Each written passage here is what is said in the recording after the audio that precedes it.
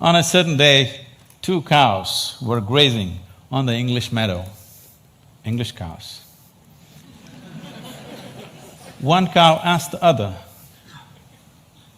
"What is your opinion about the mad cow disease?" The other cow said, "I don't care a hoot, I'm anyway a helicopter."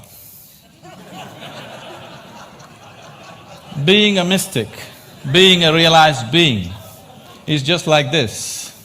A cow realizing that it's a cow and it becomes a celebrated cow. Holy cow, isn't it? Is it that simplistic? So let me tell you my story.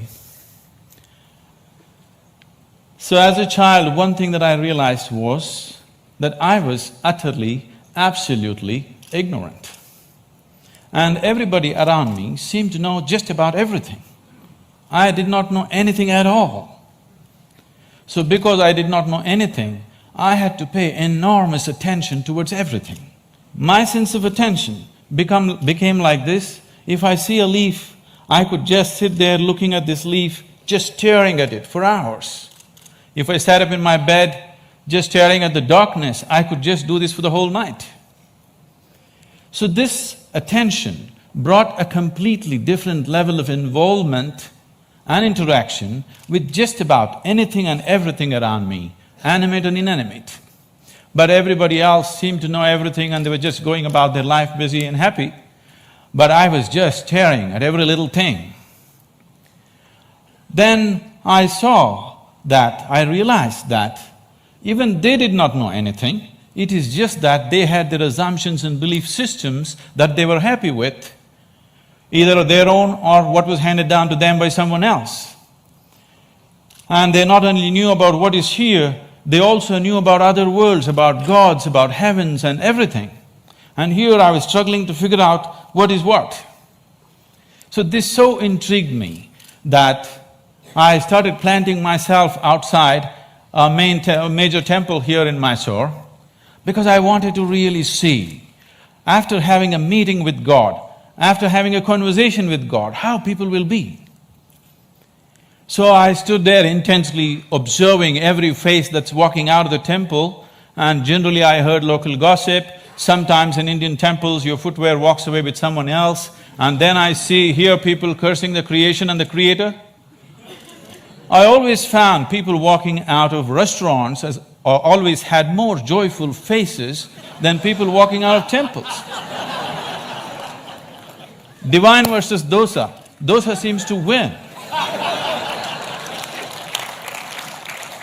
I could not come to terms with this, and so I slowly became more and more and more skeptical about everybody and everything around me.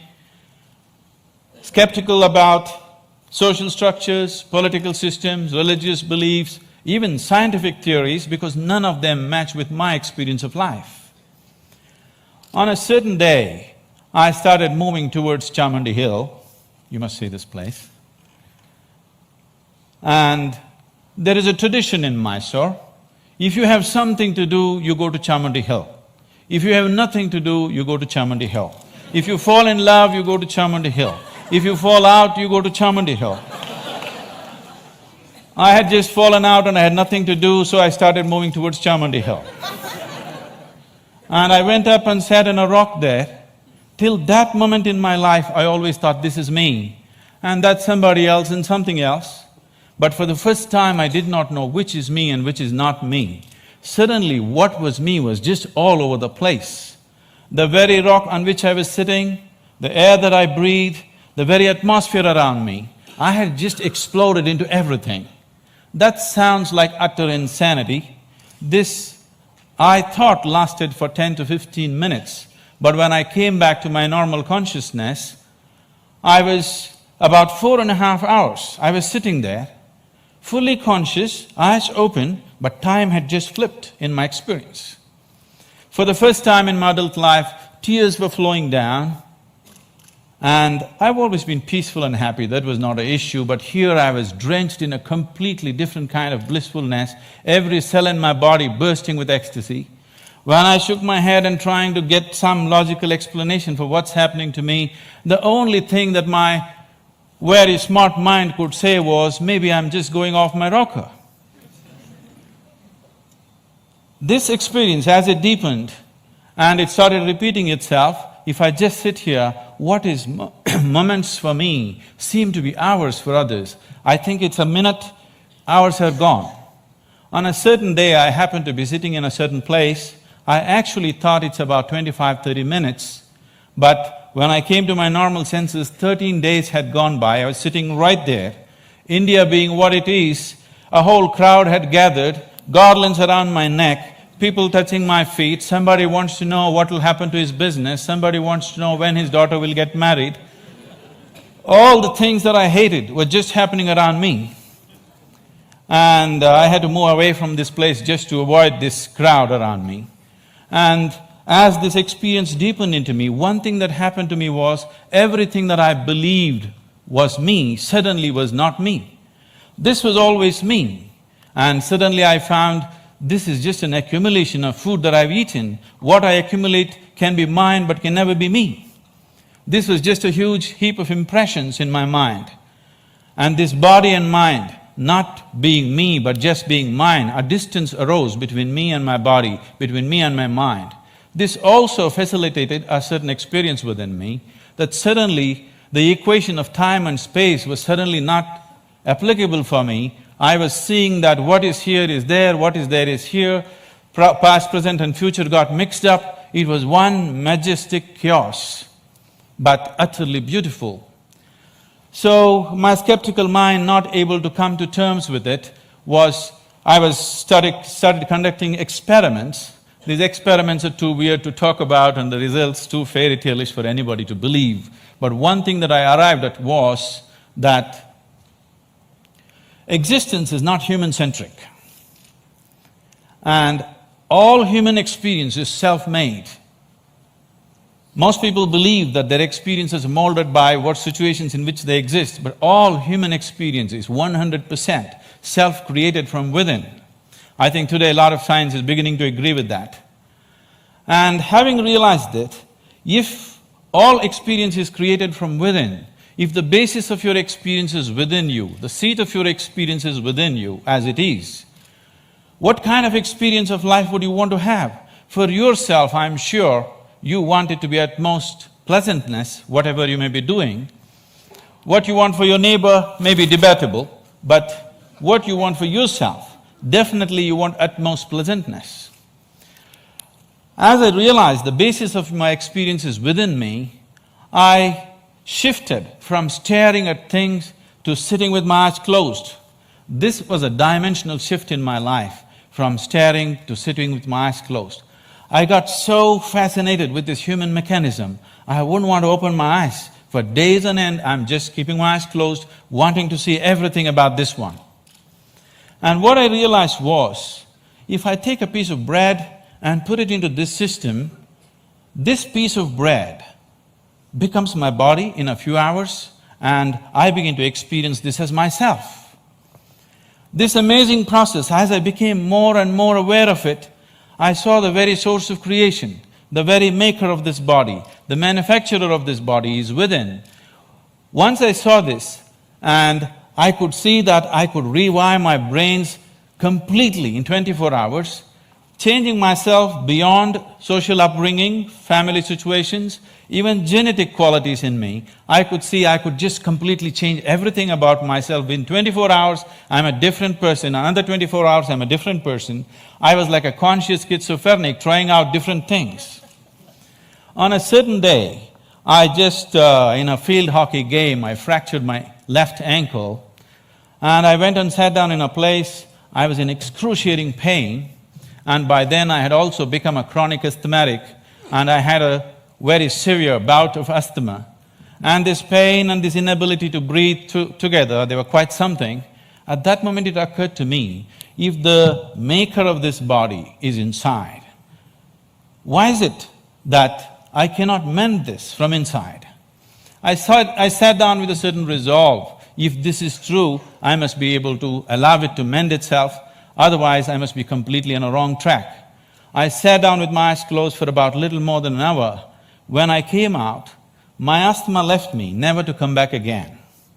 And above all, my fractured leg was perfectly okay in little more than an hour's time.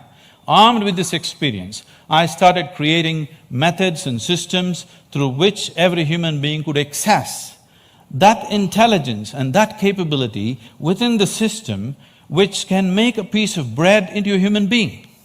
This intelligence and this competence within the human system, which is not just about thought process, exists in every human being, but unfortunately remains untapped. And I went about creating systems that people could make use of today, these technologies for inner well-being, these methods to engineer your interiority the way you want it. Millions of people are making use of it, enjoying the benefits of that, but the essential part of this is that there is such a high level of intelligence and competence on every millimeter of the body, every point of the body, not just in the thought process. This is completely untapped by human societies. There are ways to do this, and as I went into this process, what I saw was, what is it that determines what is me and what is not me? I am capable of taking a piece of bread and making it into myself. If I look at this body, it is just a piece of this planet that I have borrowed, but why is this separate and this is separate? Then I found that it is just the boundaries of sensation which determines what is me and what is not me. Here there is sensation, so this is me. There seems I don't feel the sensation, so that's not me. As I looked at this boundaries of sensation very, very closely from within myself, this was a phase of my life where most of the time I remained with my eyes closed.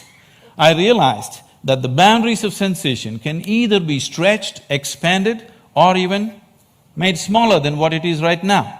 You can sit here and not feel anything that's happening here right now. This happens in sleep to some extent.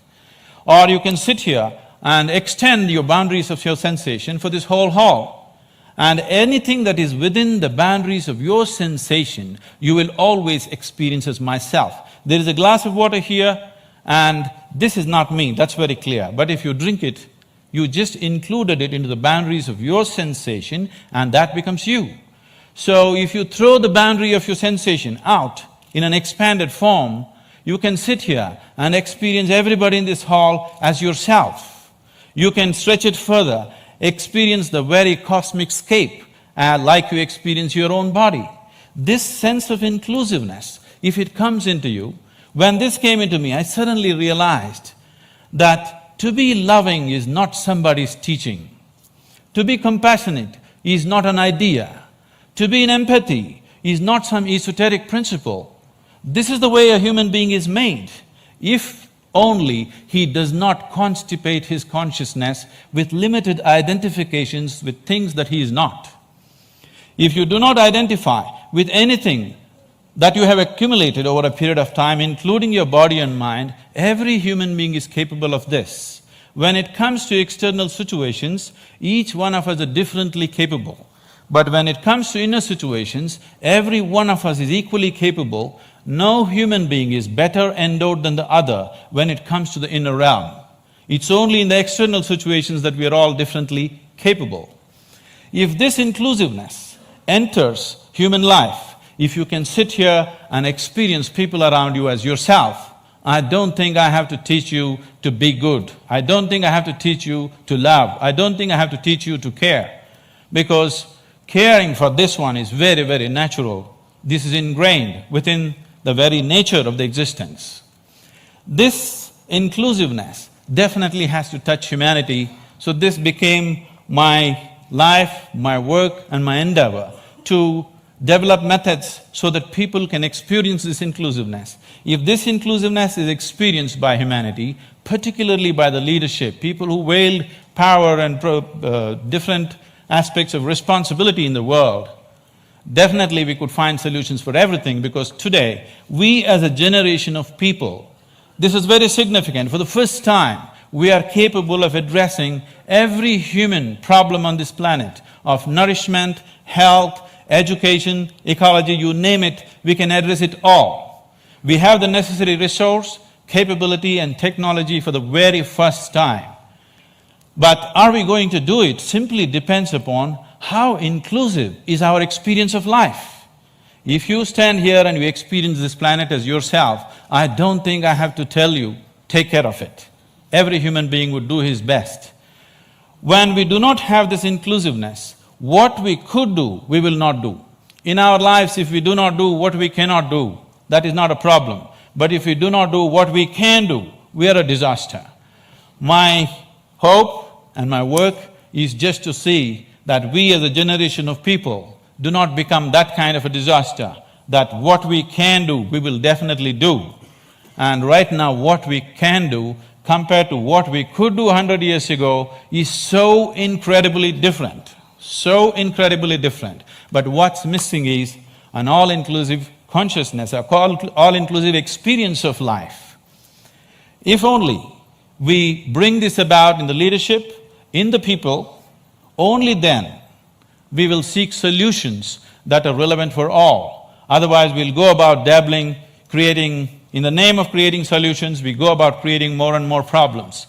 If we truly have to create solutions that are relevant for all, an experience of absolute inclusiveness has to happen to humanity, and it's possible. Thank you very much.